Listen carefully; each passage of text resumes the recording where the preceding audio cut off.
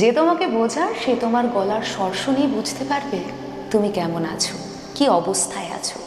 তোমার অর্ধেক বলা কথা থেকেই বুঝে নেবে পুরো কথাটির অর্থ।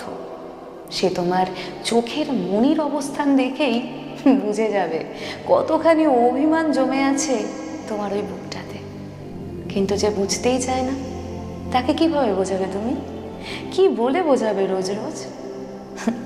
বারবার এটা বলে যে তুমি একটুও বোঝো না, তুমি আমাকে বুঝতেই চাও না।